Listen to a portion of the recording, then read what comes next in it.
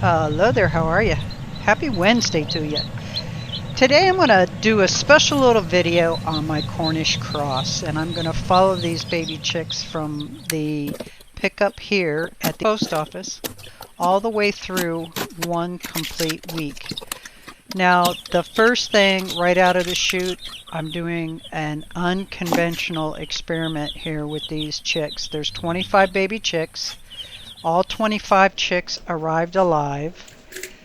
I had the modular chicken tractor already set up outside, and here I'm just setting them up with some sugar water with a couple of caps of apple cider vinegar.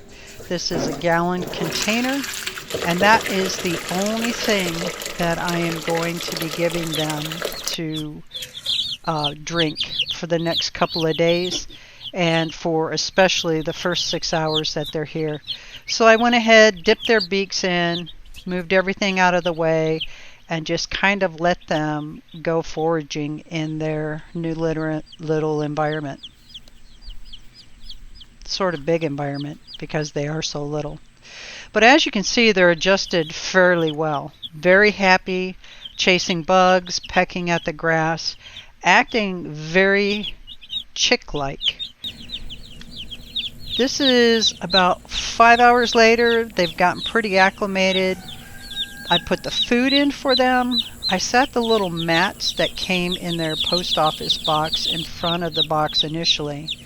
And then I went ahead and I pulled this box out, cut the opening in the top for my heat source there, and that's just the heat source I use when I incubate eggs. And then this is them. This is probably about 7 o'clock at night. They actually went right in under that heat lamp. And I have that heat source. I have it set at 90 degrees. At night, it's around 75 degrees. During the day, it's up at 95 with a heat index of 100 and something. So at night, I plug it in. And during the day, after the sun is up, I go ahead and I unplug it. They run around, they eat, they chase bugs, and just seem to be happy, thriving little chicks.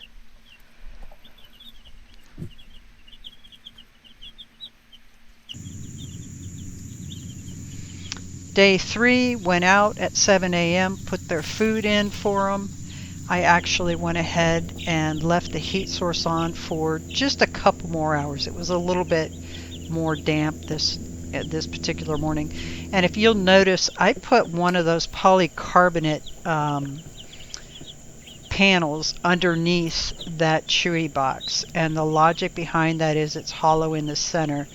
So when we do get our afternoon thunderstorms, the water won't actually be underneath them or in their particular bed area. Back out here, day 4, went ahead and made them another fresh batch of sugar water with the vinegar. And again, it's only 2 teaspoons of cane sugar, 2 caps of apple cider vinegar in a gallon of water. And this will be the last time I mix them up. From this point on out, once this water is gone, it'll be just straight apple cider water, 2 caps of apple cider vinegar in their water. That's just for their gut health and for their pasty butt. Now, the really cool part about me shaking their feed out on the ground, they know that the feed is in that chick feeder, but they also know that there's food on the ground, because starting week 2, I will no longer be putting a chick feeder in their chicken run. I'm actually going to put a line of food out on the ground. That way, every morning when I come out, that's where I'm going to put their food. That's where they get to eat. And then they will get used to foraging on the ground. They will get the natural sand and whatever that they pick up to help them digest that food. Also, it saves me one more piece of equipment. Now, I'm not sure how this is going to work. Again, this is an experiment. Eliminating the brooder box, eliminating the heat lamp, and eliminating all the bedding.